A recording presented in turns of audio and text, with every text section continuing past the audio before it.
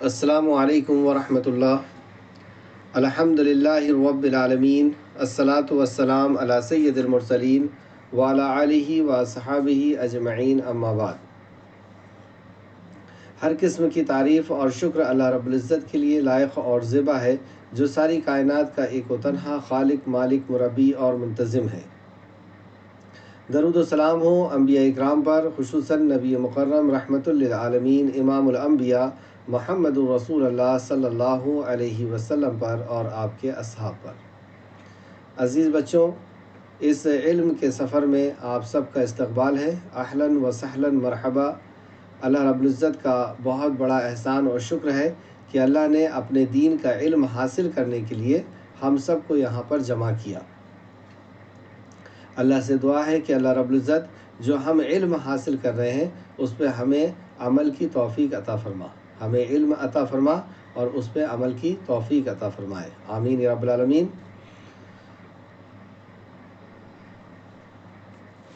ہماری کلاس کے سبجیکٹ جیسا کہ آپ سبھی جانتے ہیں، ریویژن کے طور پر یا دہانی کے طور پر میں آپ کے سامنے اپنے سبجیکٹ کو بیان کر رہا ہوں۔ پہلا سبجیکٹ، 5 سبجیکٹ ہمارے رہتے ہیں کلاس میں۔ نمبر 1، اللہ کی معرفت۔ اللہ کی معرفت یعنی اللہ کی پہچان جو ہمارا خالق اور مالک ہے۔ دوسرا، غلط فہمی کا ازالہ، مس کنسیپشن اباؤٹ اسلام۔ اسلام کے تعلق سے جو غلط فہمیاں ہم لوگوں کے بیچ میں آ جاتی ہے۔ بعض دفعہ ایک مسلمان کی دوسرے مسلمان کے بیچ میں غلط فہمی پیدا ہو جاتی ہے۔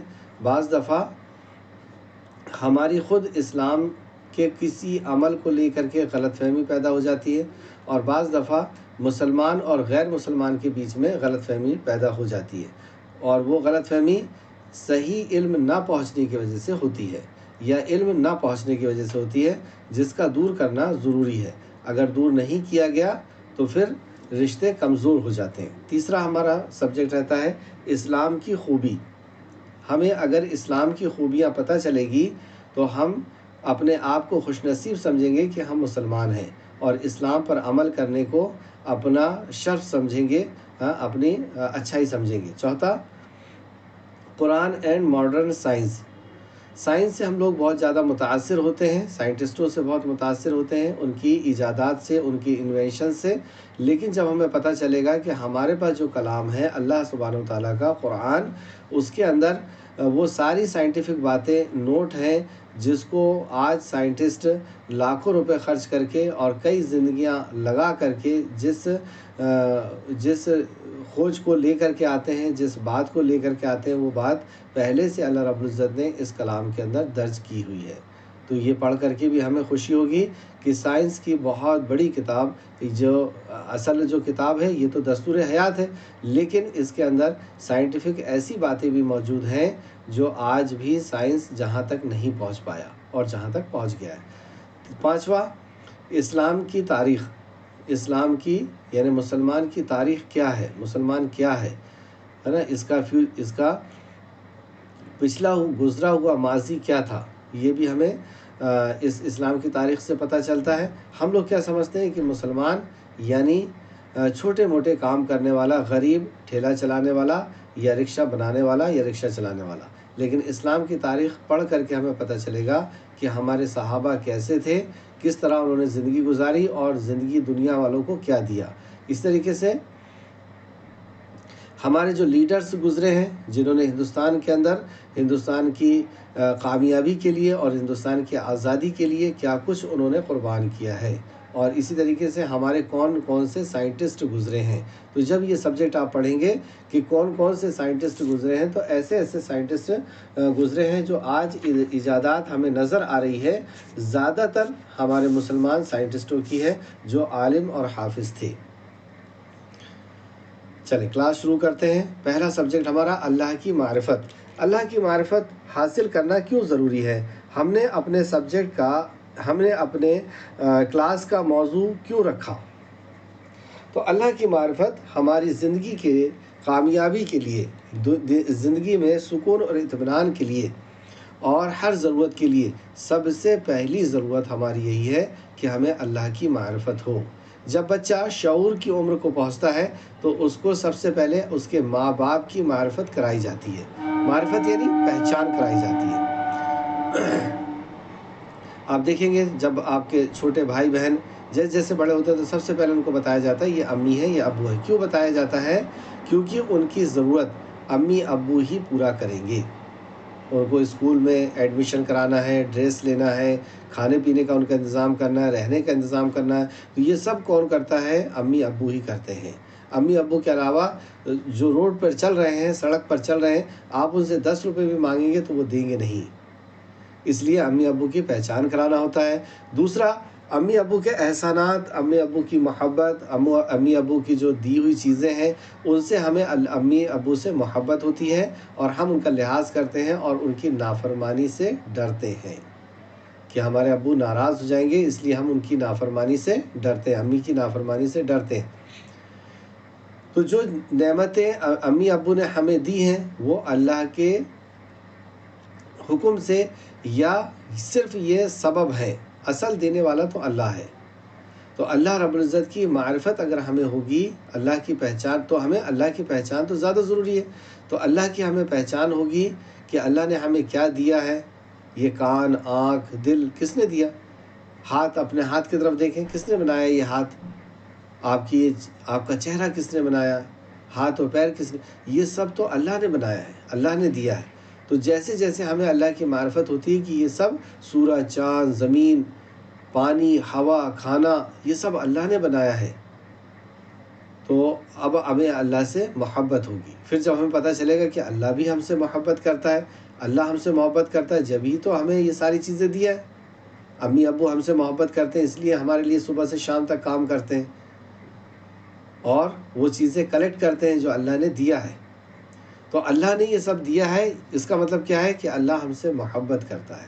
تب ہمیں اللہ سے محبت ہوگی اور اللہ کی نافرمانی سے ڈریں گے. اور اللہ کی نافرمانی سے ڈریں گے یعنی ہماری زندگی میں تقوی آئے گا. اور اگر ہماری زندگی میں تقوی آ گیا تو دنیا کے ہم سب سے بہتر انسان ہوں گے. اللہ نے کیا بتایا؟ تم میں بہتر کون؟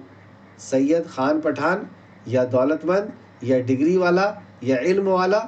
کون بہتر ہے؟ اللہ کے نزدیک تم میں بہتر وہ، قرآن کی آیت کا مفہوم ہے، ترجمہ ہے کہ تم میں بہتر وہ جو اللہ سے زیادہ ڈرنے والا ہے، تقوی رکھنے والا ہے. تو اللہ سے زیادہ ڈرنے والے اب ہم بن جائیں گے تو ہم دنیا میں سب سے اچھے لوگوں میں سے ہو جائیں گے اللہ کے نزدیک. اس لیے ہمیں اللہ کی معرفت ضروری ہے. نمبر 2، اس لیے ضروری ہے کیونکہ ہم ضرورت مند پیدا کیے گئے. ہر دن یا ہر ہفتے یا ہر مہینے یا ہر سال ہمیں کسی نہ کسی چیز کی ضرورت ہوتی ہے. کبھی چھوٹے بھائی کی ضرورت ہے یا بہن کی ضرورت ہے، کبھی ہمیں ابو کے اچھے کاروبار کی ضرورت ہے، ہمیں اچھے گھر کی ضرورت ہے، اچھی گاڑی کی ضرورت ہے. تو یہ ضرورت کون پوری کرے گا؟ یہ ضرورت صرف اللہ پوری کرتا ہے. اگر ہمیں اللہ کی معرفت نہیں ہوئی تو یہ ضرورت پوری کرانے کے لیے ہم کبھی جنات کے پاس جائیں گے، کبھی فرشتے کے، کبھی انسان کے، اور کبھی کوئی جانوروں کے پاس بھی جاتا ہے کہ فلاں جانور ہماری ضرورت پوری کر دیجئے. پھر وہاں پہ چڑھاوے چڑھاتا ہے، دعا کرتا ہے. یہ سب کیوں ہوا؟ کیونکہ وہ اللہ کو نہیں پہچانتا. اللہ کو نہیں پہچانتا اس لیے دوسروں کے پاس جاتا ہے. جیسے کوئی بچہ اگر اپنے ماں باپ کو نہ پہچانے اور اس کو کسی چیز کی ضرورت ہے تو وہ بچہ کیا کرے گا؟ وہ لوگوں کے پاس جائے گا اپنا باپ سمجھ کر کے، ماں سمجھ کر، اور ہر کوئی اس کو دھتکارے گا، کوئی اس کو کچھ نہیں دے سکتا. اگر ہمیں اللہ کی معرفت نہیں ہوئی تو ہم اللہ سمجھ کر کے مخلوق کے پاس جائیں گے. کبھی کسی انسان کے پاس، اچھے انسان کے پاس، کبھی فرشتوں کے پاس، کبھی جناتوں کے پاس، اور کبھی جانوروں کے پاس. کوئی لوگ پتھروں کے پاس جاتے ہیں، کوئی دھاگے کے پاس جاتا ہے اور یہ کہتے ہیں کہ ہماری یہ پریشانی دور کر دیجیے. کوئی یہ پریشانی دور کر سکتا ہے؟ کوئی بھی پریشانی دور نہیں کر سکتا. پریشانی دور کرنے والا صرف اور صرف اللہ ہے. ضرورت پوری کرنے والا صرف اور صرف اللہ ہے. تو پہچان نہ ہونے کی وجہ سے اللہ کی لوگ مخلوق کے پاس جاتے ہیں، در در کی ٹھوکر کھاتے ہیں اور بے عزت ہوتے ہیں، چین اور سکون ختم کر لیتے ہیں، اپنا وقت بھی برباد کرتے ہیں، دولت بھی برباد کرتے ہیں، اور کہیں سے کوئی فائدہ حاصل نہیں ہوتا. تو اللہ کی جب معرفت ہوگی تب ہمیں پتہ چلے گا کہ جو صفات اللہ کی ہیں وہ صفت کسی اور کی نہیں ہو سکتی. جیسے غیب کی صفت ہے، رزق دینے کی صفت ہے، زندگی موت دینے کی صفت ہے، یہ ساری صفتیں اللہ کی ہیں، یہ کوئی اور کی صفت نہیں ہو سکتی. اس لیے اللہ کی معرفت ضروری ہے. پچھلی کلاس میں ہم نے اللہ کی معرفت میں سورہ اخلاص لیا تھا کہ اللہ کی پہچان کیا ہے کہ اللہ قل اعوذ باللہ من الشیطان الرجیم بسم اللہ الرحمن الرحیم قل هو اللہ احد، اللہ ایک ہے، دنیا میں کوئی بھی چیز ایک نہیں ہے. اللہ الصمد، وہ بے نیاز ہے، اس کو کسی چیز کی ضرورت نہیں، اور دنیا میں کوئی چیز ایسی نہیں، کوئی مخلوق ایسی نہیں جس کو کسی چیز کی ضرورت نہ ہو. تو جس کو ضرورت ہو اور جس کی ضرورت کوئی اور پوری کرتا ہو وہ رب نہیں ہو سکتا، وہ عبادت کے لائق نہیں ہو سکتا. لم یلد ولم یولد، نہ وہ کسی سے جنا ہے نہ اس نے کسی کو جنا ہے، نہ اس کا کوئی باپ ہے نہ اس کا کوئی بیٹا ہے. اور دنیا میں جو بھی چیزیں ہیں، جو بھی مخلوق ہے، وہ کہیں نہ کہیں اس کا سروت ہوتا ہے. ولم یکن لہ کفوا احد، اس کا کوئی ہمسر شریک حصہ دار نہیں ہے. یہ ہم نے پڑھا تھا. آج کی کلاس میں ہمارا رہے گا اللہ کی پہچان کے لیے ایک آیت، اس کو آپ اپنی کاپی میں نوٹ کر لیجئے. اللہ سبحانہ تعالیٰ نے اس آیت میں فرمایا اعوذ باللہ من الشیطان الرجیم بسم اللہ الرحمن الرحیم وَلَئِن، اور اگر، سألتہم، سوال کرے، من خلق السماوات، اور اگر آپ سے کوئی سوال کرے، خلق، پیدا کیا، سماوات، آسمان، یعنی کس نے آسمان کو پیدا کیا، والارض، وَلَئِن، اور اگر، سألتہم، آپ سوال کریں، من خلق السماوات، کس نے آسمان کو پیدا کیا، والارض، اور زمین کو، لَيَقُولُنَّ اللَّهُ، تو وہ ضرور کہیں گے اللہ نے. یعنی اے نبی مکرم صلی اللہ علیہ وسلم، آپ ان سے اگر سوال کریں، کن سے؟ ساری انسانیت، جس بھی انسان سے آپ چاہیں، کہ زمین و آسمان کو کس نے پیدا کیا. آپ بھی خود سوچیں، آپ اپنے اسکول میں، اپنے سوسائٹی میں، محلے میں، رشتہ دار میں، اپنے دوست سے اگر آپ یہ سوال کریں کہ زمین اور آسمان کو کس نے پیدا کیا، تو کیا وہ یہ کہیں گے؟ کسی جانور کا نام لیں گے، کسی پتھر کا نام لیں گے، کسی دھاگے کا نام لیں گے، کسی انسان کا نام لیں گے، کسی جنات کا نام لیں گے؟ نہیں. اگر آپ ان سے سوال کریں گے کہ یہ آسمان جو اتنا لمبا چوڑا نظر آ رہا ہے، جس میں کوئی درار نہیں، جس میں کوئی جوڑ نہیں، جس میں کوئی ٹیڑھا پن نہیں، اور جس میں کوئی بیم اور کالم بھی نہیں، کوئی سپورٹ نہیں، بغیر سپورٹ کے اتنا بڑا آسمان جو ٹکا ہوا ہے، کس نے پیدا کیا اس کو؟ یہ ارتھ جو بغیر کسی سپورٹ کے گول گھوم رہی ہے اور اسپیس میں کہیں جا رہی ہے، کس نے پیدا کیا اس کو؟ کون اس کو چلا رہا ہے؟ تو یہ کیا جواب دیں گے؟ وہ جو جس نے ساری کائنات کو بنایا ہے، یعنی اللہ نے. تو آپ ان سے کہیے، چلیں اپن ترجمہ دیکھتے ہیں. اگر آپ ان سے پوچھیں کہ آسمان و زمین کو کس نے پیدا کیا ہے، تو یقیناً وہ یہی جواب دیں گے کہ اللہ نے. آپ ان سے کہیے کہ اچھا یہ تو بتاؤ، جنہیں تم اللہ کے سوا پکارتے ہو. اب تم نے تو یہ مان لیا کہ زمین و آسمان سب اللہ نے بنائے ہیں، زمین کی جتنی چیزیں، آسمان کی جتنی چیزیں ہیں، وہ سب اللہ نے بنائی ہیں. اب آپ ان سے دوسرا سوال کرو. آپ ان سے کہیے کہ اچھا یہ تو بتاؤ، جنہیں تم اللہ کے سوا پکارتے ہو. پکارنا کیا ہوتا ہے؟ دعا کرنا. کس چیز کے لیے؟ کسی فائدے کے لیے یا کسی نقصان کے دور کرنے کے لیے. اس لیے پکارتے ہیں، اس لیے دعا کرتے ہیں. کوئی ہمیں فائدہ چاہیے ہوتا ہے، یعنی ہمیں کوئی کاروبار چاہیے، بھائی بہن چاہیے، کوئی کھلونا چاہیے، سائیکل چاہیے، موبائل چاہیے، جو بھی چاہیے. یا کوئی مصیبت ہم پہ آ گئی ہے، کوئی بیماری ہمیں ہو گئی ہے، کوئی پریشانی ہمیں لاحق ہے، تو آپ ان سے پوچھیے، آپ ان سے کہیے کہ اچھا یہ تو بتاؤ، جنہیں تم اللہ کے سوا پکارتے ہو، اگر اللہ تعالیٰ مجھے نقصان پہنچانا چاہے تو کیا اس کے نقصان کو ہٹا سکتے ہیں؟ اللہ اگر کوئی نقصان پہنچانا چاہ رہا ہے تو کیا یہ اللہ کے علاوہ جن کے پاس بھی تم جاتے ہو وہ اللہ کے نقصان کو مجھ سے ہٹا سکتے ہیں کیا؟ اللہ نقصان پہنچانا چاہ رہا ہے، کوئی بچا سکتا ہے کیا؟ یا اللہ تعالیٰ مجھ پر مہربانی کرے، مجھ پر مہربانی کا ارادہ کرے تو کیا یہ اس کے مہربانی کو روک سکتے؟ اللہ کچھ دینا چاہ رہا ہے تو کیا کوئی روک سکتا ہے کیا؟ اور اللہ کچھ چھیننا چاہ رہا ہے تو کیا کوئی روک سکتا ہے؟ اللہ رب العزت کے دینے کو کوئی روک سکتا ہے؟ آپ کہہ دیجئے کہ اللہ مجھے کافی ہے۔ سبحان اللہ، یہ پوائنٹ کو اچھی طرح یاد رکھیے کہ کوئی بھی آپ سے یہ کہے کہ اللہ کے علاوہ کہیں سے کوئی فائدہ ہوگا یا نقصان ہوگا تو آپ کو کیا کہنا ہے؟ مجھے اللہ کافی ہے، مجھے کہیں نہیں جانا، ہے نا؟ اللہ ہی میری ضرورت کو پورا کرنے کے لیے، مصیبت کو دور کرنے کے لیے کافی ہے۔ توکل کرنے والے اسی پر توکل کرتے ہیں، یعنی یقین کرنے والے اسی پر یقین کرتے ہیں۔ دوسری آیت دیکھتے ہیں، وَلَا تَدْعُ مِن دُونِ اللَّهِ، اور اللہ کو چھوڑ کر ایسی چیز کی عبادت کرنا جو تجھے کو، اللہ کو چھوڑ کر ایسی چیز کی عبادت مت کرنا جو تجھ کو نہ نفع پہنچا سکے اور نہ کوئی نقصان پہنچا سکے۔ تو یہاں پہ اللہ نے کیا خبر دی؟ اللہ کے سوا کوئی نقصان اور فائدہ نہیں پہنچا سکتا، اس لیے تو اس کی عبادت نہیں کرنا۔ پھر اگر ایسا کیا ہے نا، اللہ کے سوا کسی اور کی عبادت کیا تو ظالموں میں سے ہو جائے گا۔ اللہ کی عبادت کا کیا مطلب ہوتا ہے؟ دعا کرنا، سجدہ کرنا، طواف کرنا، منت ماننا، نظر ماننا، یہ سب کیوں کرتے ہیں؟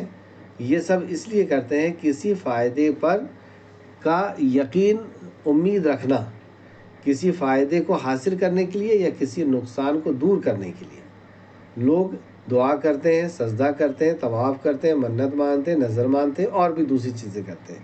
کیوں کرتے ہیں یہ؟ کیونکہ انہیں کوئی چیز چاہیے ہوتی ہے یا کوئی مصیبت دور کرنی ہوتی ہے۔ تو اللہ کے سوا اگر تم نے ایسا کیا تو تم کون ہو جاؤ گے؟ ظالم ہو جاؤ گے، شرک کرنے والے ہو جاؤ گے۔ تیسری آیت دیکھتے ہیں، اور اگر اللہ تم کو کوئی نقصان پہنچانا چاہے تو بجز اس کے، یعنی اللہ کے سوا اور کوئی اس کو دور کرنے والا نہیں ہے۔ اللہ کو نقصان پہنچانا چاہے تو کوئی دور کرنے والا نہیں۔ کس نے فرمایا؟ اللہ نے قرآن میں فرما دیا کہ کوئی نقصان اگر اللہ پہنچانا چاہ رہا ہے کوئی اس کو دور نہیں کر سکتا سوائے اللہ کے۔ اور اگر وہ تم کو کوئی خیر پہنچانا چاہ رہا ہے، کوئی بھلائی پہنچانا چاہ رہا ہے تو اس کے فضل کا کوئی ہٹانے والا نہیں۔ اللہ اگر دینا چاہ رہا ہے تو کوئی جادوگر، کوئی دھاگا اور کوئی نیبو اور کوئی جو کچھ بھی یہ لوگ سمجھتے ہیں کہ اس کی وجہ سے مجھے نقصان ہو گیا، اس کی وجہ سے مجھے نقصان ہو گیا، میرا کاروبار بیٹھ گیا یا ایسا ہو گیا ویسا ہو گیا، یہ بالکل غلط بات ہے۔ جب تک اللہ نہیں چاہے گا کوئی نقصان نہیں پہنچا سکتا۔ تو فرمایا، اور اگر وہ تم کو کوئی خیر پہنچانا چاہے، یعنی بھلائی، اللہ کوئی بھلائی پہنچانا چاہے تو اس کے فضل کا کوئی ہٹانے والا نہیں۔ وہ اپنا فضل اپنے بندوں میں سے جس پر چاہے نچھاور کرے، اور وہ بڑا مغفرت اور بڑی رحمت والا ہے۔ یہ ساری آیتیں آپ کو نوٹ کرنا ہے۔ یہ سورہ یونس کی آیت تھی۔ اس طریقے سے سورہ عنکبوت کی آیت آپ کو لکھنا ہے اپنی کاپی میں، اپنے لینگویج میں، یا ہندی میں لکھیں، رومن میں لکھیں، جس میں بھی آپ کو آسان ہے قرآن سے دیکھ کر کے لکھیں گے۔ سورہ عنکبوت آیت نمبر 17 لکھیں گے، سورہ احقاف آیت نمبر 6 لکھیں گے، اور سورہ اعراف آیت نمبر 151 152 اور سورہ نمل آیت نمبر 62۔ اس طریقے سے اس کے پہلے جو آیت لکھائی گئی تھی یہ والی آیت بھی لکھیں گے، سورہ یونس آیت نمبر 106 اور یہ والی آیت بھی۔ اللہ کی پہچان کے تعلق سے کہ اللہ کو ہم کیسے پہچانیں، یہ سوال کہ اللہ کون ہے، یہ سوال نبی کریم صلی اللہ علیہ وسلم سے بھی ہوا تھا، اور اللہ کے خلیل سیدنا ابراہیم علیہ السلام سے بھی ہوا تھا، اور اللہ کے اولو العزم پیغمبروں میں سے حضرت موسیٰ علیہ السلام سے بھی ان کی قوم نے یہ سوال کیا تھا، اللہ کون؟ اور یہی چیز ہم کو بھی جاننا ہے کہ اللہ کون۔ تو نبی کریم صلی اللہ علیہ وسلم نے کیا جواب دیا تھا وہ پچھلی کلاس میں گزر چکا ہے۔ جیسے مکہ والوں نے یہ کہا کہ آپ 360 جن کی ہم عبادت کرتے ہیں ان سے برائی مول لے رہے ہیں ایک اللہ کے لیے۔ دیکھیں کس قدر بیوقوف تھے یہ لوگ کہ 360 سے برائی مول لے رہے ہیں ایک اللہ کے لیے۔ مطلب ان کو اللہ کا تعارف نہیں تھا، اللہ کی پہچان نہیں تھی کہ وہ اللہ ہے اور یہ 360 مخلوق ہے، حقیر چیزیں ہیں اللہ کے عبادت کے مقابلے میں۔ تو اچھا انہوں نے یہ بھی کہا کہ آپ 360 سے 361 کر لیجئے، ایک اللہ کی عبادت اور شروع کر دیجئے، ہمیں کوئی پرابلم نہیں ہے۔ انہوں نے یہ بھی کہا کہ ایک دن آپ اللہ کی عبادت کریں اور پھر دوسرے دن یا کچھ دن آپ اللہ کی عبادت کریں، کچھ دن ہمارے معبود کی کریں، پھر کچھ دن ہم آپ کے اللہ کی عبادت کریں گے اور کچھ دن ہم اپنے معبود کی عبادت کریں گے۔ تو نبی کریم صلی اللہ علیہ وسلم نے منع کر دیا کہ ایسا نہیں ہو سکتا، میں صرف اور صرف اللہ ہی کی عبادت کروں گا، کیونکہ یہ سب جھوٹے ہیں، یہ سب کچھ نہیں دے سکتے۔ دنیا میں کوئی بھی مخلوق کسی کو نہ فائدہ پہنچا سکتی ہے نہ نقصان پہنچا سکتی ہے جب تک اللہ نہ چاہے۔ اللہ چاہے گا تو ہی کسی کو فائدہ پہنچے گا، کسی کو نقصان پہنچے گا۔ بہرحال تو ان لوگوں نے کہا کون ہے تیرا اللہ؟ اللہ کون ہے؟ تو جبرائیل علیہ السلام سورہ اخلاص لے کر کے آ گئے کہ انہیں بتائیے اللہ کون ہے، اللہ کی پہچان کرائیے۔ تو سورہ اخلاص سے پہچان کرائی گئی، قل هو اللہ احد، اللہ ایک ہے۔ آپ کسی سے پوچھیں دنیا کا بنانے اور چلانے والا کتنا ہے تو کیا کہے گا؟ فوراً کہے گا وہ ایک ہے۔ تو یہی دعوت تو سارے نبی لے کے آئے کہ وہ ایک ہے تو تم اس ایک کی عبادت کرو، اس کا حق کسی اور کو مت دو، اس کو کمزور شرک کر کے، شرک جو ہے وہ اللہ کو کمزور ثابت کرنا ہے تو اس کو کمزور ثابت نہیں کرو۔ تو قل هو اللہ احد اللہ الصمد لم یلد ولم یولد ولم یکن لہ کفوا احد، یہ اللہ کی 4 پہچان پہنچائی گئی جو کسی مخلوق کے اندر نہیں ہو سکتی، نہیں ہو سکتی، نہیں ہو سکتی۔ اس طریقے سے موسیٰ علیہ السلام سے جب سوال کیا گیا کہ کون ہے تیرا رب، فرعون نے کیا تھا۔ فرعون کون؟ مصر کا بادشاہ، بہت بڑی سلطنت کا بادشاہ، اور وہ اپنے آپ کو کیا کہتا تھا؟ انا ربکم الاعلی، میں سب سے بڑا رب ہوں۔ اس نے سوال کیا کون ہے تیرا رب؟ تو مجھے رب نہیں مانتا، میری عبادت نہیں کرتا ہے نا، تو تیرا رب کون ہے؟ تو موسیٰ علیہ السلام نے یہ جواب دیا تھا، اس کو بھی آپ نوٹ کریں گے، سورہ طٰہٰ آیت نمبر 50۔ قال، اس نے کہا، ربنا الذی اعطی کل شیء خلقہ ثم ہدی، سبحان اللہ، بہت سائنٹیفک بات کہی۔ جواب دیا کہ میرا رب وہ ہے جس نے ہر ایک کو اس کی خاص صورت، شکل بنایا، عنایت فرمائی، پھر راہ سجھا دی، کیا مطلب ہوا اس کا؟ انہوں نے کہا کہ میرا رب وہ ہے، یعنی ساری کائنات کا خالق اور مالک رب وہ ہے جس نے ہر ایک کو اس کی خاص صورت بنائی۔ ساری مخلوق کی ایک خاص صورت ہے، یعنی تو اپنے آپ کو رب بولنے کا دعویٰ کرتا ہے، اللہ نے جس مخلوق کی جو صورت بنائی ہے، جو خلقت اسے دی ہے، جو سائز اسے دیا ہے، تو اس کو بدلنے کی طاقت بھی نہیں رکھتا۔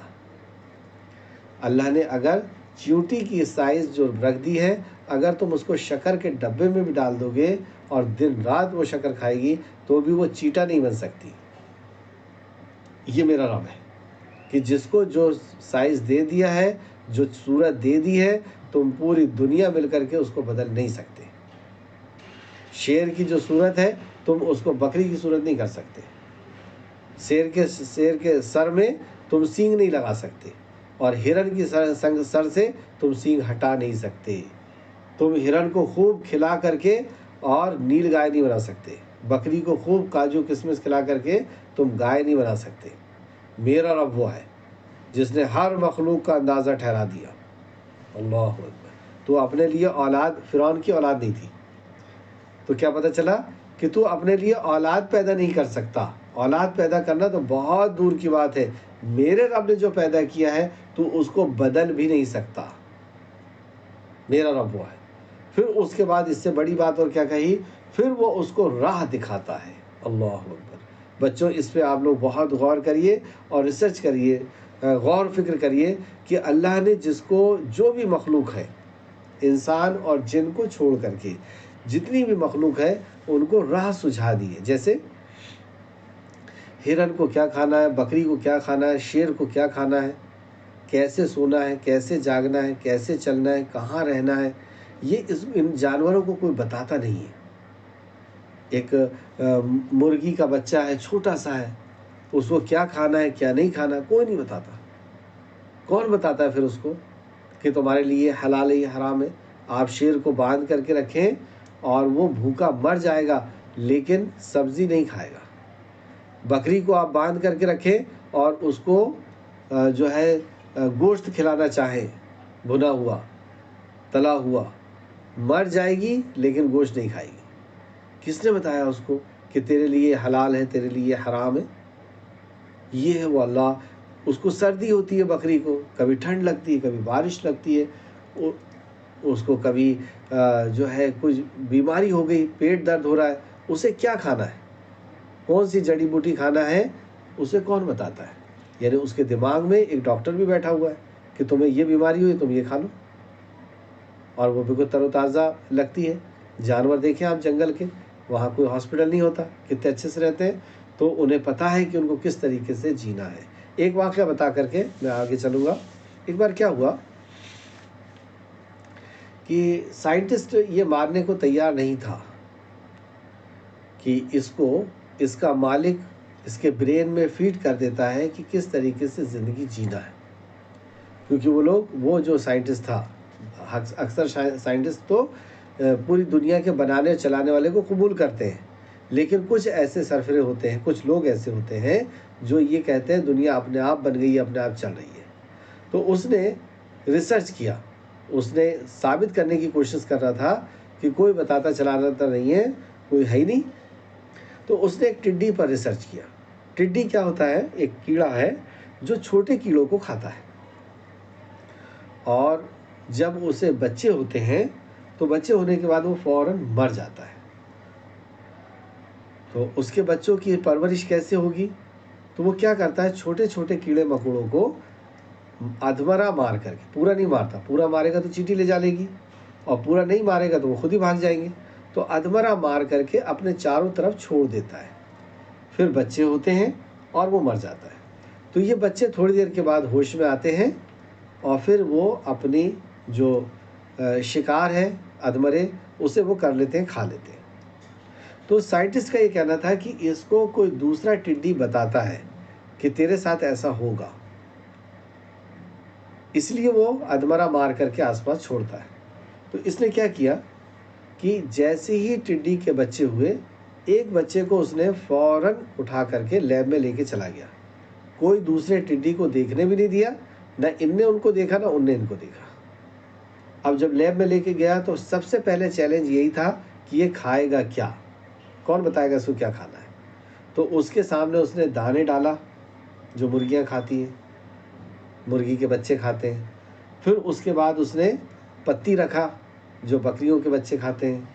پھر اس کے بعد اس نے جو ہے خون رکھا جو مچھر وغیرہ پیتے ہیں. پھر اس کے بعد اس نے یہ چھوٹے چھوٹے کیڑے ادھمرے مار کر کے رکھا. تو وہ مرغی کے دانے کے اوپر سے نکل گیا، نہیں کھایا، پتی کے اوپر سے نکل گیا، نہیں کھایا، خون کے اوپر سے نکل گیا، نہیں کھایا. جیسے ہی وہ ادھمرے جانوروں کے کیڑوں مکوڑوں کے پاس گیا، اس نے اسے کھا لیا. کس نے اسے بتایا کہ تیرے لیے یہ حلال ہے یہ حرام ہے؟ تو جس نے اسے پیدا کیا، جیسے یہاں بتایا کہ پھر وہ اسے زندگی جینے کا طریقہ دیتا ہے، ہدایت دیتا ہے، کیا کھانا ہے کیا نہیں کھانا ہے، یہ اللہ دیتا ہے. اس کے برین میں فیڈ تھا.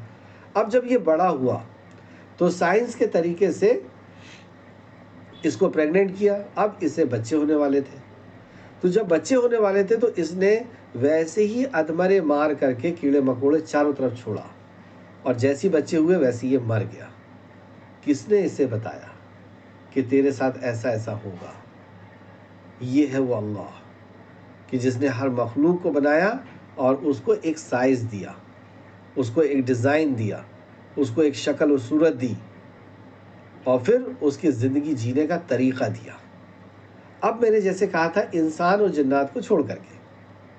ایسا کیوں؟ انسان اور جنات کو برین میں فیٹ نہیں کیا، لیکن دستور حیات قرآن کی شکل میں دیا، حدیث کی شکل میں دیا. کیوں ایسا؟ کیونکہ اللہ رب العزت ایگزام لینا چاہتا ہے کہ کون میرے حکم پہ چلتا ہے اور کون اپنی مرضی پر چلتا ہے. فری ول دیا. دوسری مخلوق کو آزادی نہیں ہے عمل کی، ان کے برین میں فٹ ہے، وہ اتنا ہی کریں گے، لیکن ہمیں عمل کی آزادی دیا کیونکہ ہمارا ایگزام چل رہا ہے کہ ہم اس مینول پر دیکھیں. آپ جو بھی مشین بنتی ہے تو اس کو دو پیٹرن پہ بنایا جاتا ہے. ایک تو یہ مینول اور ایک روبوٹ.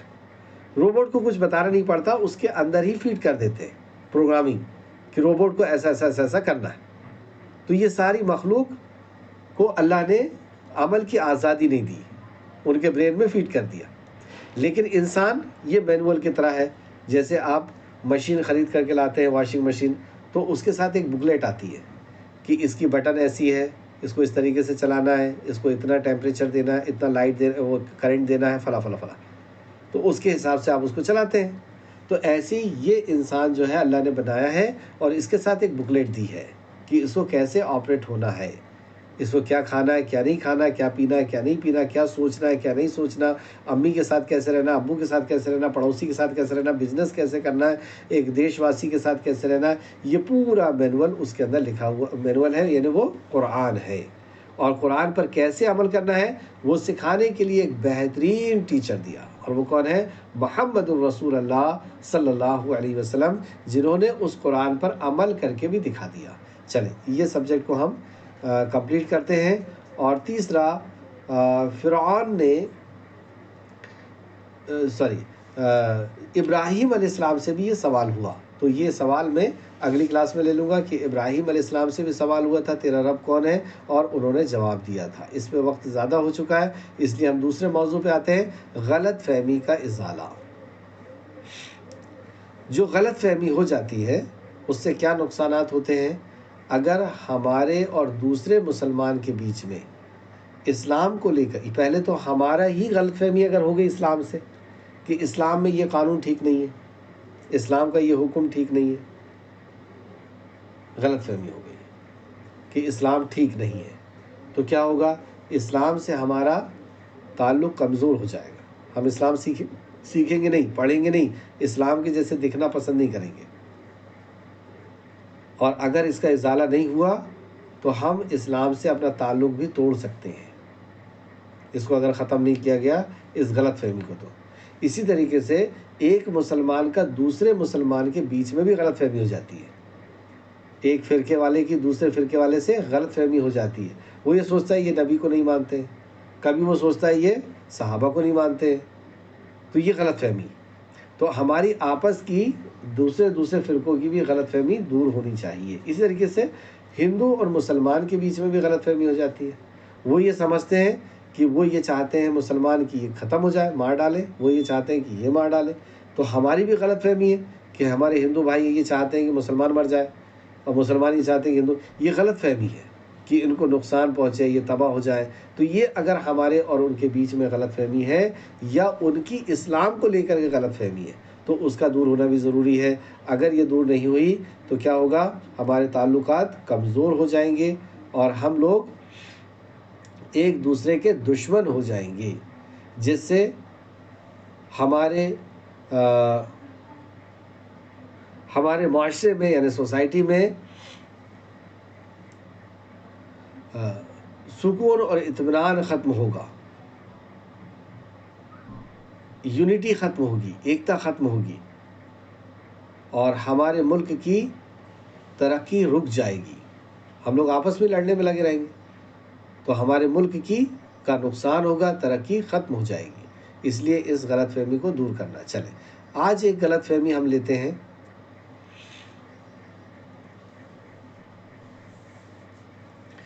کہ ایک مسلمان کا دوسرے مسلمان گروپ سے جو غلط فہمی ہے، اس میں سے ایک غلط فہمی یہ ہے کہ ان کا قرآن اور حدیث الگ الگ ہیں.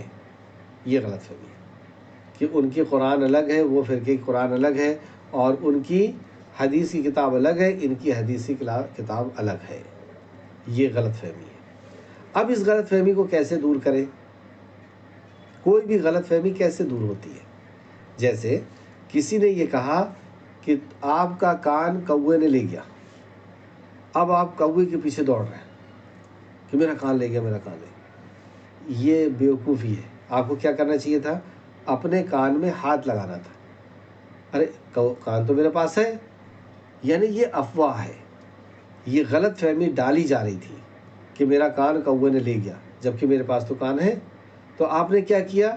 آپ نے علم حاصل کیا، اپنے ہاتھ کو کان میں پہنچا کر کے آپ نے علم حاصل کیا کہ میرا کان ہے یا نہیں ہے.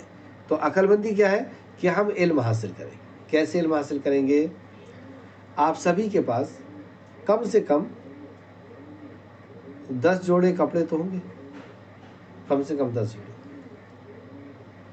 جوتے 2-3 ہوں گے، چپلیں 2-3 ہوگی. آپ کی ہر ضرورت کی چیزیں 2 3 5 7 10 ہوتی ہے. اور آپ کی ضرورت کی سب سے بڑی چیز اگر کوئی ہے تو وہ قرآن ہے، وہ دستور حیات ہے، وہ زندگی جینے کا طریقہ ہے. اس سے زیادہ ضروری چیز آپ کی دنیا میں کچھ نہیں ہے. یا ایھا الناس، اللہ نے فرمایا اے لوگو، یا ایھا الناس قد جاءتکم موعظۃ من ربکم وشفاء لما فی الصدور. اے لوگو، تمہارے پاس تمہارے آقا و مالک کی طرف سے ایک موعظہ آ گیا، ایک واعظ آ گیا جو دلوں میں رقت پیدا کرتا ہے، اپیل کرتا ہے، متاثر کرتا ہے. قل، اے نبی مکرم کہہ دیجئے، قل بفضل اللہ وبرحمتہ، یہ اللہ کا فضل ہے اور اس کی رحمت ہے. فبذالک فلیفرحوا، تو انہیں چاہیے کہ اسے پا کے خوش ہو جائیں. آپ ڈریس پا کر کے خوش ہوتے ہیں، سائیکل پا کر کے خوش ہوتے ہیں، کوئی موبائل اور لیپ ٹاپ پا کر کے خوش ہو رہا ہے، اور کوئی اچھے جوتے اور اچھے کپڑے پا کر کے خوش ہو رہا ہے. لیکن اللہ کیا فرماتا ہے؟ یہ خوش ہونے کی چیزیں اتنی نہیں ہیں. قل بفضل اللہ، یہ اللہ کا فضل ہے، وبرحمتہ، اور اس کی رحمت ہے. فلیفرحوا، تو انہیں چاہیے کہ وہ یہ پا لیے ہیں، یہ خوش ہو جائیں. اور پھر آخر فرمایا قل بفضل اللہ، قل هو خیر مما یجمعون، اور وہ جو جمع کرتے ہیں اس میں بہتر جمع کرنا قرآن کا جمع کرنا ہے. آپ ڈریس جمع کر رہے ہیں، آپ موبائل جمع کر رہے ہیں، لیپ ٹاپ جمع کر رہے ہیں، ڈگریاں جمع کر رہے ہیں، پیسے جمع کر رہے ہیں، سب سے بہتر جمع کرنا کیا ہے؟ قرآن کا جمع کرنا ہے. یعنی اس کا سیکھنا اور اس پہ عمل کر کے اسے جمع کرنا. تو قرآن ہمارے پاس کتنے ہیں؟ ایک قرآن، اسی سے امی بھی پڑھ رہی ہیں، ابو بھی پڑھ رہے ہیں، چاچا بھی پڑھ رہے ہیں، چاچی بھی، دادا بھی، دادی بھی، اور ہم بھی. کتنی غلط بات ہے یہ. سب کے کپڑے تو الگ الگ ہیں، جوتے تو الگ الگ ہیں، سب کی ضرورت کی چیزیں الگ الگ ہیں. پھر قرآن ایک کیوں؟ سب کا الگ الگ ہونا چاہیے. ایک بات. دوسرا یہ کہ اب ہماری غلط فہمی دور کرنا ہے، تو ہم کیا کریں گے؟ سب فرقوں کا قرآن خرید لیں. 200-300 روپے کا آتا ہے، اور ہمارے پاس تو وہ گفٹ میں رہتا ہے. اسلامی کلاسز اندور، یعنی آپ کے جو ادارہ ہے، آپ کا جو مدرسہ ہے، یہاں سے تو گفٹ میں دیتے ہیں. تو آپ قرآن گفٹ میں بلا لیجئے، اور 8-10 قرآن اپنے پاس رکھیے، اور سب کو چیک کریے کہ کیا ان کا الگ ہے اور ہمارا الگ ہے. آپ دیکھیں گے کہ ہندوستان، پاکستان، بنگلہ دیش، عرب، بحرین، اور جو بھی جتنے بھی ملک ہیں، سب کے ملک کے قاری کو سنیے. سورہ یاسین سب ایک جیسے پڑھیں گے، سورہ فاتحہ سب ایک جیسے پڑھیں گے، سورہ رحمان سب ایک جیسے پڑھیں گے. کہاں الگ الگ ہے؟ کہاں الگ الگ؟ یہ افواہ ہے، یہ غلط فہمی ڈالی جا رہی ہے کہ لوگ قرآن نہ پڑھیں. اور آپ اس کو لیں، رکھیں، اور سب کے ترجمے کو چیک کر لیں. کتنا ٹائم لگے گا؟ کوئی ایک صورت نکال لیں، سورہ یاسین آیت نمبر 10، ان کے قرآن میں دیکھیں، ان کے قرآن میں دیکھیں، ان کے قرآن میں دیکھیں، تو آپ کو پتہ چلے گا کہ یہ افواہ تھی، سب کا ایک ہے. کیوں؟ اللہ رب العزت نے فرمایا ہے، کیا فرمایا ہے؟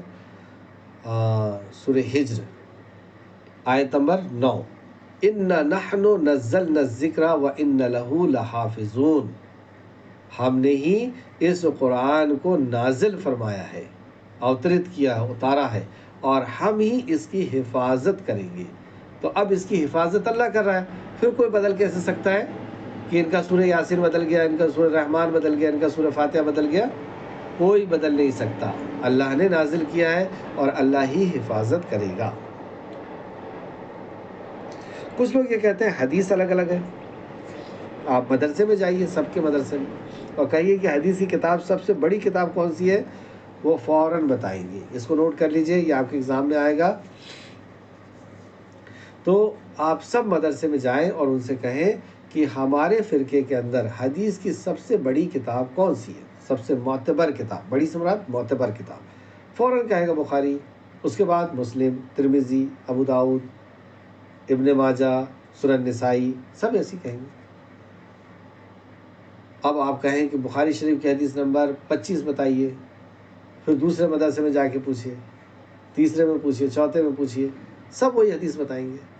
کہاں بدل گئی، کہاں بدل گئی؟ تو یہ ایک غلط فہمی ہے جو بیچ میں ڈالی جا رہی ہے۔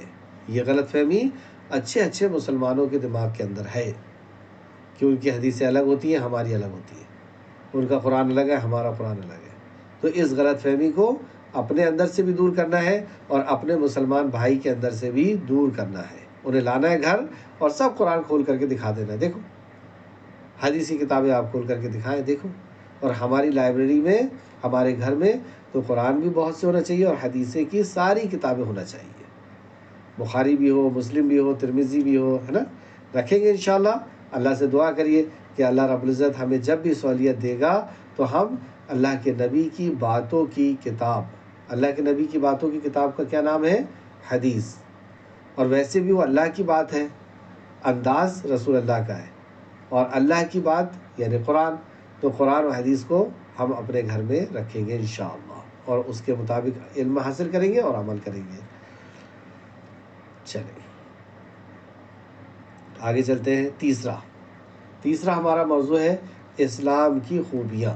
اچھا، اس کے پہلے غلط فہمی کے ازالے میں ہم نے کیا پڑھا تھا؟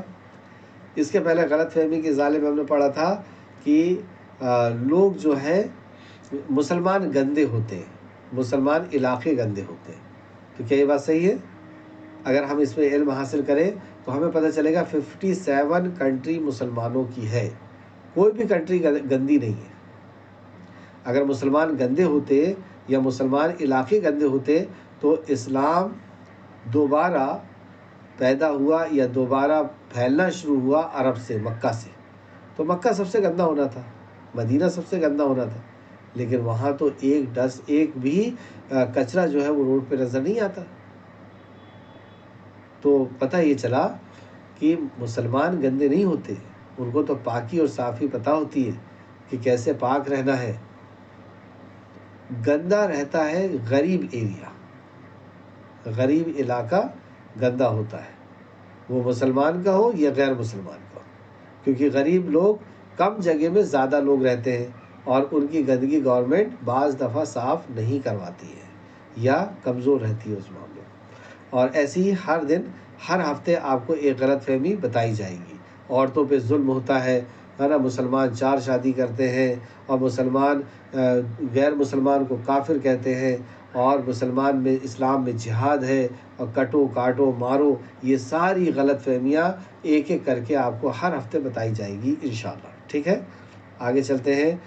تیسرا ہمارا جو سبجیکٹ ہے وہ کیا ہے؟ وہ ہے اسلام کی خوبیاں۔ اسلام کی خوبی بھی ہمارے لیے جاننا ضروری ہے۔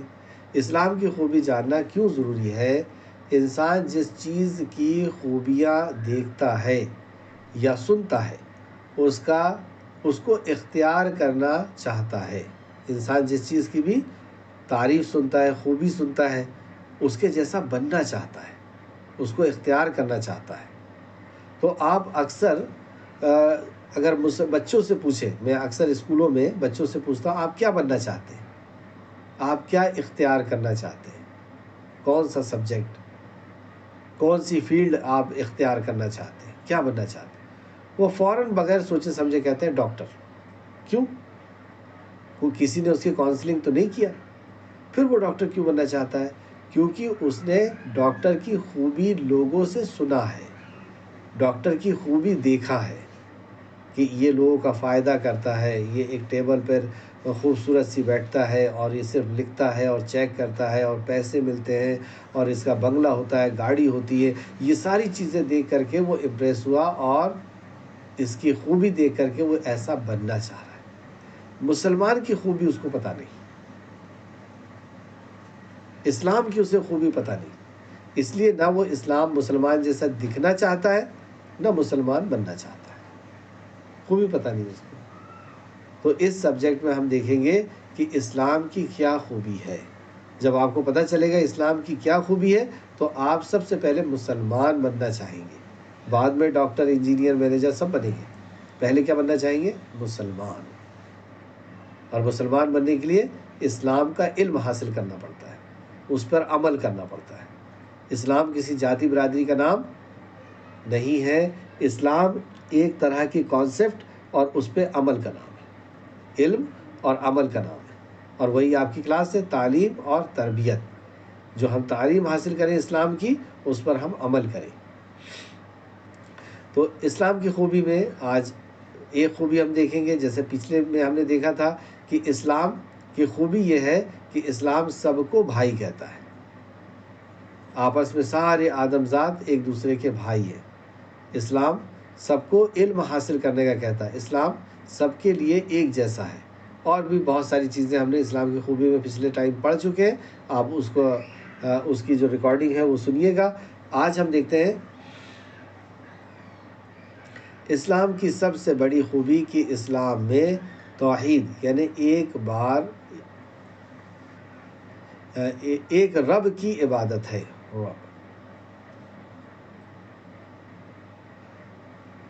جس نے ساری کائنات کو پیدا کیا. اسلام کی خوبی میں سب سے بڑی خوبی یہ ہے کہ اسلام میں ایک رب کی عبادت ہے. اور وہ رب کون؟ جس نے سارے برہمانڈ کو پیدا کیا، سارے اسپیس، ساری کائنات کو پیدا کیا. سورج، چاند، یہ دیکھ رہے ہیں آپ کس قدر کائنات ہے. ان سب کو جس نے پیدا کیا اس کی عبادت ہے. اور دوسرے لوگ کیا کرتے ہیں؟ جس کو انہوں نے پیدا کیا اس کی بات کرتے ہیں، یا اللہ نے جس کو پیدا کیا اس کی بات کرتے ہیں.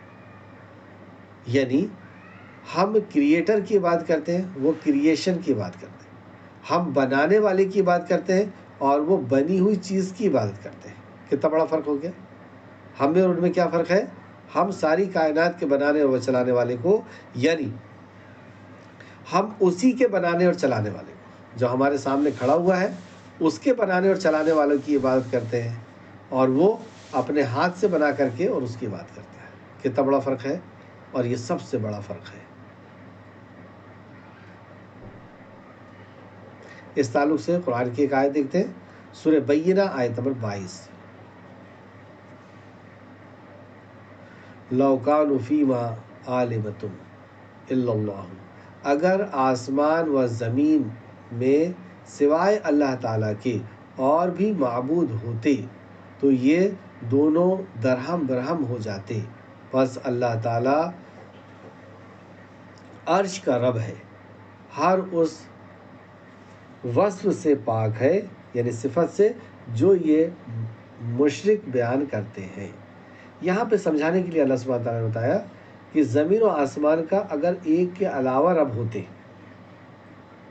جیسے اس ارتھ کے اندر الگ الگ بادشاہ ہوتے ہیں، تو الگ اس ارتھ کا نقشہ آپ نے اگر دیکھیں تو 1000 سال میں، 2000 سال میں، 10,000 سال میں کئی بار چینج ہوا ہے. کبھی کوئی ملک کسی کا، کبھی کوئی ملک کسی کا، کبھی ملک کا حصہ چھوٹا تھا پھر بڑا ہو گیا، پھر بڑا تھا چھوٹا ہو گیا. یہ سب کیوں ہوا؟ کیونکہ ایک ملک کا بادشاہ نے دوسرے ملک کے بادشاہ سے لڑائی کی. کیوں؟ کہ وہ زمین اسے مل جائے، اس کا ایریا بڑھ جائے، اس کی سلطنت، اس کی بادشاہت بڑھ جائے. اگر ایسا ہی ہوتا کہ حقیقی بادشاہ جو اللہ ہے وہ اگر دو ہوتے تو ان کے بیچ میں بھی لڑائی ہوتی. کہ سورج میرا ہے، چاند تمہارا ہے، تمہارا ارتھ ہے، میرا آسمان ہے. اب وہ اپنے بنانے والے کو اپنی بنی ہوئی چیزوں کو لے جا لیتا ہے، یہ اپنی بنی ہوئی چیزوں، پھر دونوں کے بیچ میں لڑائی ہوتی اور پوری کائنات کا نظام درہم رہا. آپ دیکھیں اتنی بڑی کائنات چلانا تو بہت دور کی بات ہے. ایک کار جو 10 لوگوں کو لے کر کے چلتی ہے، کیا اس کے ڈرائیور 2 ہوتے ہیں؟ اگر 2 ڈرائیور ہوتے تو ایک اسٹیئرنگ ادھر گھماتا، ایک اسٹیئرنگ ادھر گھماتا، ایک بریک مارتا، ایک ایکسیلیٹر مارتا، ایک ہارن مارتا اور ایک گیئر چینج کرتا. کیا ہوتا؟ وہ گاڑی تباہ ہو جاتی ہے، کبھی ادھر گھومتی کبھی ادھر گھومتی. تو 2 چلانے والے ہو ہی نہیں سکتے. ایک چھوٹی سی کمپنی کو، ایک چھوٹی سی کار کو 2 چلانے والے نہیں ہو سکتے. اتنی بڑی کائنات کو کیسے چلا سکتے ہیں؟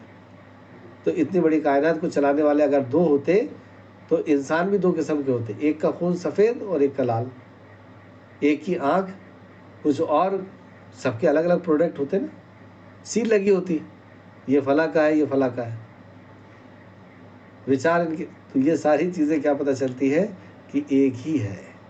ایک بولتا ہے کہ آج سورج نکلے گا، دوسرا بولتا نہیں آج بارش ہوگی. ایک بولتا ہے کہ آج دھوپ نکلے گی، ایک بولتا ہے کہ آج زمین پھٹ جائے گی، ایک بولتا ہے تو کیا ہوتا ہے؟ یہ سب پوری دنیا کا کائنات کا نظام درہم برہم ہو جاتا. تو ایک ہی ہے. تو کیا خوبی پتہ چلی کہ اسلام یہ کہتا ہے کہ تمہارا اور ہمارا رب ایک ہے. تمہارا جو رب ہے وہی میرا بھی رب ہے. اگر یہ خوبی میں ہم آ جائیں تو ہمارے بیچ سے لڑائی ختم ہو جائے گی. جب ہم سب یہ مان لیں گے کہ ہمارا رب ایک ہے تو ہم اسی کی بات مانیں گے، اور اسی کی بات مانیں گے، اسی سے ایکتا آ سکتی ہے. اس کے علاوہ کوئی چیز یونٹی پیدا نہیں کر سکتی، اور یونٹی سب سے بڑی طاقت ہوتی ہے. طاقتوں میں بڑی طاقتوں میں سے ایک طاقت ہے. جیسے اگر ریت اڑ رہی ہے تو اس کی کوئی وقت ہوگی؟ کوئی قیمت نہیں. کیا آپ کو کوئی آپ کا سر پھاڑ سکتی ہے، آپ کو دبا سکتی ہے، آپ کو مار سکتی ہے؟ لیکن اگر وہی ریت مل جائے تو ایک پتھر بن جائے گی، چٹان بن جائے گی، اور پھر وہ سر پہ گرے تو پھوڑ دے گا. یہ ہے یونٹی. پانی کے قطرے اگر مل جائیں تو سمندر ہوتے، اور سمندر بڑے بڑے شہروں کو اور گاؤں کو بہا دیتے. اور وہی پانی کے قطرے اگر الگ الگ ہو جائیں، ان کی یونٹی ختم ہو جائے، ان کی ایکتا ختم ہو جائے، تو وہ فوار بن جاتے ہیں، قطرے بن جاتے ہیں، اور وہ کچھ نہیں کر سکتے. قطرے کچھ نہیں کر، لیکن اگر وہ مل جائیں تو وہ سمندر بن جائیں گے. تو ایکتا کیسے آئے گی؟ جب ہم سب کا خالق اور مالک ہم مان لیں، دل سے، زبان سے اور اعضاء کے عمل سے، تب ہم ایک پلیٹ فارم پہ آ جائیں گے. ورنہ پلیٹ فارم پہ ایک نہیں آ سکتے، کیونکہ سب کے معبود الگ الگ ہے، سب کے زندگی جینے کا ڈھنگ الگ الگ ہے.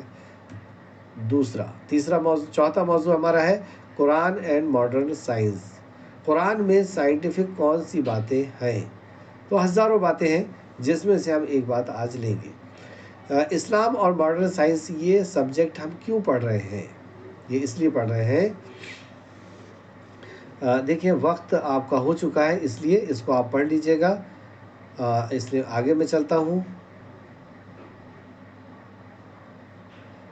سائنس کے میں نے کئی سائنٹسٹ نے اس پر ریسرچ کی.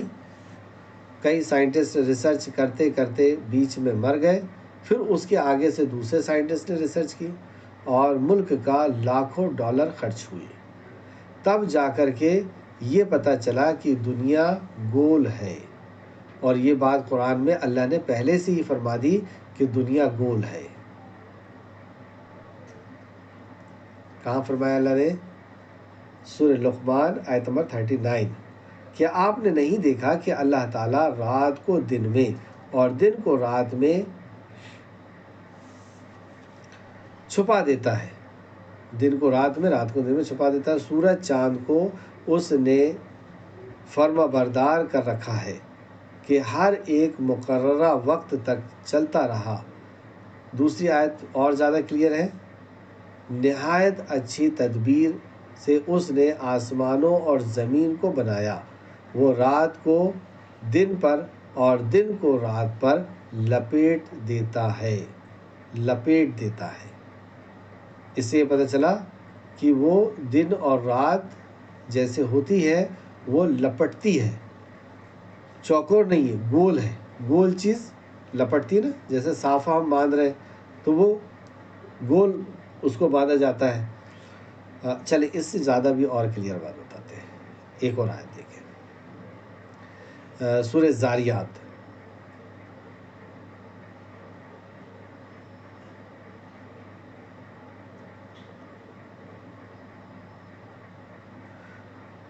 انہوں نے کہا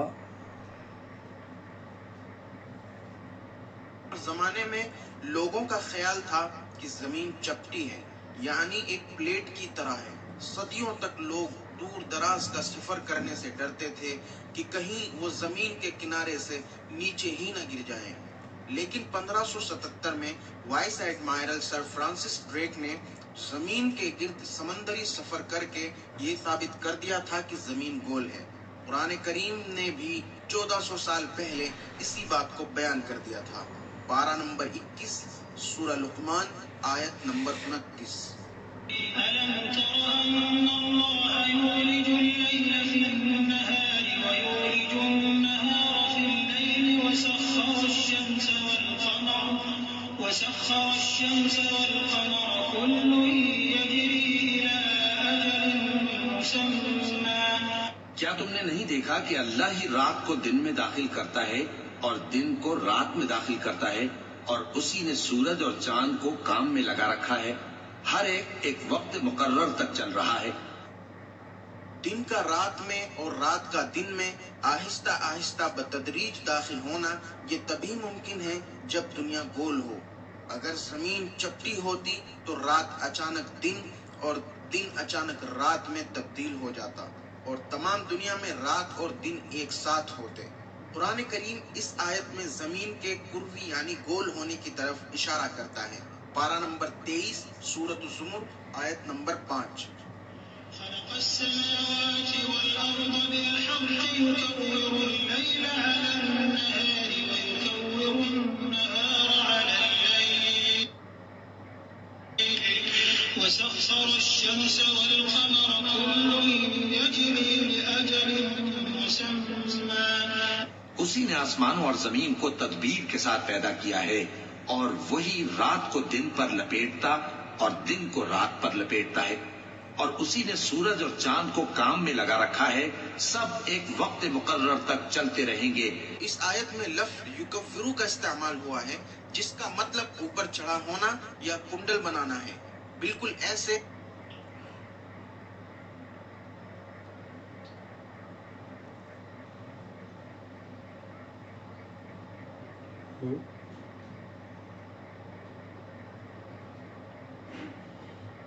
جیسے پگڑی سر پر لپیٹی جاتی ہے۔ دن اور رات کا ایک دوسرے پر چڑھنا یا کنڈل مار کر آنا یہ اسی وقت ممکن ہے جب زمین گول ہو اور کروی شکل کی ہو۔ مزید قرآن کریم نے زمین کے کروی ہونے کی طرف اس طرح اشارہ کیا ہے۔ پارہ نمبر 30 سورۃ النازعات آیت نمبر 30۔ وَالْأَرْضَ بَعْدَ ذَلِكَ دَحَاهَا، اور اس کے بعد زمین کو پھیلا دیا۔ یہاں قرآن کریم نے زمین کو پھیلانے کے لیے لفظ دحاہا کا استعمال کیا ہے، جس کے معنی شتر مرغ کا انڈا بھی ہے، اور زمین کی شکل انڈے سے مشابہت رکھتی ہے، لہذا 1400 سال پہلے ہی اللہ نے زمین کی درست شکل بیان کر دی تھی۔ حالانکہ جب قرآن کریم نازل ہوا تھا اس وقت سائنسدانوں کا نظریہ یہی تھا کہ زمین ہموار اور چپٹی یعنی پلیٹ تھی۔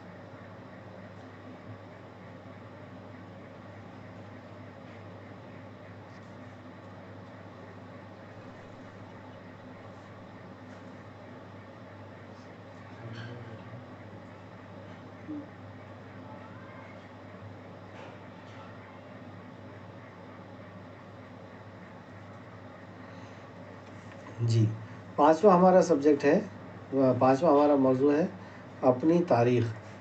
تو اپنی تاریخ میں ہم آج صحابہ کی تاریخ سرسری طور پہ پڑھیں گے، اور اگلی کلاس میں اس کا ریویژن کر لوں گا، دنیا کے گول ہونے کے تعلق سے بھی اور اپنی تاریخ کے حساب سے بھی۔ تو تاریخ میں ہم آج صحابہ کی تاریخ پڑھتے ہیں، اور صحابہ میں نبی صلی اللہ علیہ وسلم کے سب سے قریبی دوست، آپ کے سفر و حضر کے ساتھی، یار غار اور اپنی جان و مال اسلام کی خاطر قربان کرنے والے، مسلمانوں کے پہلے خلیفہ حضرت ابو بکر صدیق رضی اللہ تعالیٰ عنہ۔ اصل نام عبداللہ یا عتیق تھا۔ زمانہ جاہلیت میں لوگ آپ کو عبد الکعبہ بھی کہا کرتے تھے۔ حضرت ابو بکر قبیلہ قریش کے معزز خاندان بنو تمیم سے تعلق رکھتے تھے۔ آپ کا سلسلہ نسب چھٹی پشت میں رسول اللہ صلی اللہ علیہ وسلم سے جا ملتا ہے۔ آپ کے والد کا نام ابو قحافہ تھا، جو شرفائے مکہ میں سے تھے۔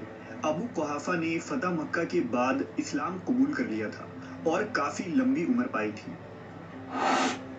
حضرت ابو بکر کی ولادت عام الفیل سے 3 سال بعد 573 عیسوی میں ہوئی، یعنی رسول اللہ کی ولادت سے 2 سال بعد۔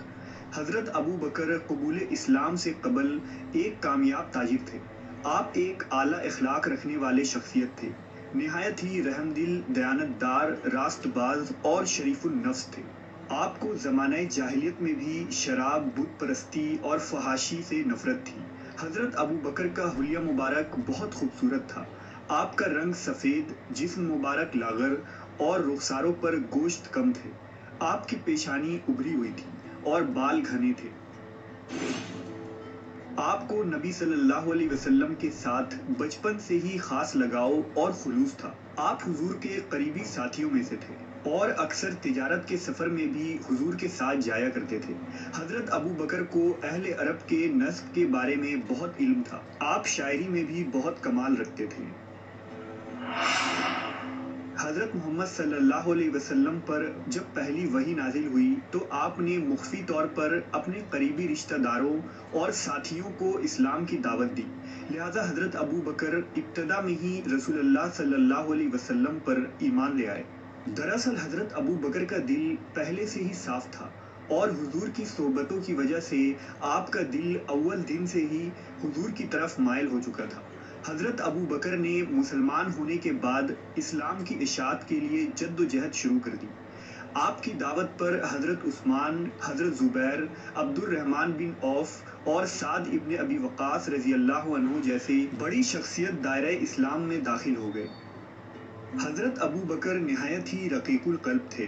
قرآن پاک کی تلاوت فرماتے تو آنکھوں سے آنسو جاری ہو جاتے۔ اپنا زیادہ تر وقت نبی کی خدمت میں گزارا کرتے تھے۔ حضور صلی اللہ علیہ وسلم نے 13 سال تک مکہ میں دعوت و تبلیغ کا سلسلہ جاری رکھا۔ اس دوران کفار مکہ نے نبی صلی اللہ علیہ وسلم اور کمزور مسلمانوں پر بے انتہا ظلم کیا۔ اس دوران حضرت ابو بکر نے اپنی جان، مال، رائے مشورے اور ہر حیثیت سے نبی صلی اللہ علیہ وسلم کی مدد کی۔ حضرت ابو بکر بےکس، مظلوم اور غریب مسلمانوں کے لیے مسیحا ثابت ہوئے۔ روایت ہے کہ جب امیہ بن خلف کے غلام حضرت بلال حبشی نے اسلام قبول کیا تو وہ غصے سے پاگل ہو گیا اور اس نے حضرت بلال کو اذیت اور تکلیف دینا شروع کر دی۔ ایک دن امیہ نے آپ کو کڑی دھوپ میں لٹا دیا اور جسم پر بھاری پتھر رکھا، آپ کو کوڑے مارنے لگا۔ اہل مکہ بھیڑ لگائے کھڑے تھے اور تماشا دیکھ رہے تھے۔ وہاں حضرت ابو بکر بھی موجود تھے۔ آپ سے یہ دلخراش منظر دیکھا نہ گیا اور آپ امیہ کے پاس گئے، اس سے کہا، اس بےکس غلام پر اتنا ظلم نہ کرو، اگر وہ ایک خدا کی عبادت کرتا ہے تو اس میں تمہارا کیا نقصان ہے؟ امیہ نے کہا، اگر تم اس کالے غلام کے اتنے ہی ہمدرد ہو تو اس کو خرید کیوں نہیں لیتے؟ لہذا حضرت ابو بکر نے دینار کی تھیلی امیہ کو تھما دیا اور حضرت بلال کو آزاد کروا دیا۔ جب نبی صلی اللہ علیہ وسلم کو اس کی خبر ملی تو آپ بہت خوش ہوئے۔ حضرت ابو بکر نے بے شمار غلاموں کو ان کے ظالم مالکوں سے خرید کر آزاد کروایا تھا، جن میں حضرت بلال، عامر بن فہیرہ، نہدیہ، جاریہ، بنی مومل وغیرہ شامل ہیں۔ حضرت ابو بکر کو حضور سے بے پناہ الفت و محبت تھی۔ جب کفار نبی کو تکلیف پہنچاتے تو حضرت ابو بکر آگے بڑھ کر سینہ سپر ہو جاتے تھے۔ ایک دفعہ حضور خانہ کعبہ کے پاس نماز ادا کر رہے تھے کہ ایک مشرک نے اپنی چادر سے آپ کی گردن میں پھندا ڈال دیا۔ اس وقت حضرت ابو بکر وہاں پہنچ گئے اور اس مشرک کو پکڑ کر نبی سے علیحدہ کیا اور فرمایا، کیا تم اس کو قتل کرو گے جو تمہارے پاس خدا کی نشانیاں لایا اور کہتا ہے کہ میرا رب اللہ ہے؟ جب مکہ میں کفار و مشرکین کے ظلم دن بدن بڑھتے چلے گئے اور مسلمانوں کا اب یہاں گزارا ممکن نہ رہا تو حضور نے مدینہ کی سرزمین میں ہجرت کا ارادہ کیا، جہاں کے لوگ مسلمانوں کو پناہ دینے کے لیے تیار تھے اور مدینہ کی فضا مسلمانوں کے لیے مواقف تھی، لہٰذا حضور نے مدینہ ہجرت کی تیاریاں شروع کر دی۔ اس سفر میں حضور نے حضرت ابو بکر کو اپنے ہمراہ لیا۔ حضرت ابو بکر نے پہلے ہی 2 اونٹ تیار کر لیے تھے، ایک پر خود سوار ہوئے اور ایک پر نبی صلی اللہ علیہ وسلم سوار ہوئے، اور یہ مختصر سا قافلہ مدینے کے لیے نکل پڑا۔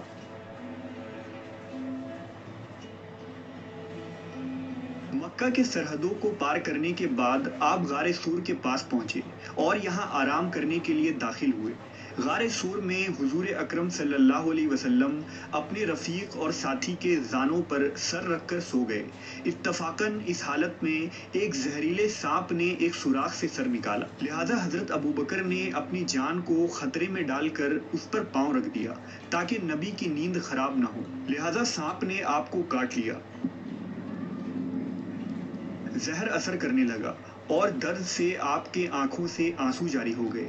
آنسو کا ایک قطرہ ڈھلک کر حضور کے چہرہ انور پر ٹپکا، جس سے آپ صلی اللہ علیہ وسلم بیدار ہو گئے۔ حضور نے اس وقت اس جگہ جہاں سانپ نے آپ کو کاٹا تھا لعاب دہن لگایا اور کچھ ہی لمحے میں زہر کا اثر ختم ہو گیا۔ ادھر مکہ والوں کو خبر ہو گئی کہ حضور راتوں رات ہجرت کر گئے ہیں، لہذا کفار نے یہ اعلان کر دیا انہیں پکڑ کر لانے والوں کو 100 اونٹوں کا انعام دیا جائے گا۔ لہذا مشرکین نے مکہ کے ہر گھاٹی، جنگلات اور پہاڑوں میں تلاشی شروع کر دی۔ مشرکین کے سپاہی تلاش کرتے ہوئے غار سور تک آ پہنچے۔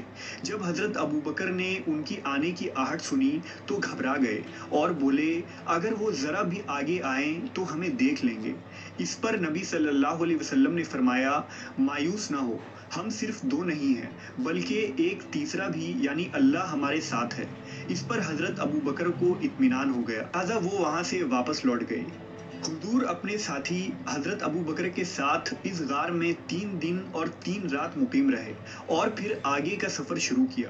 ربیع الاول نبوت کے 14ویں سال آپ صلی اللہ علیہ وسلم یار غار حضرت ابو بکر کے ہمراہ مدینہ کے قریب پہنچے۔ مدینہ والوں نے آپ کا استقبال کس طرح کیا اور مدینہ کی زندگی میں حضرت ابو بکر نے کیا خدمات انجام دیے۔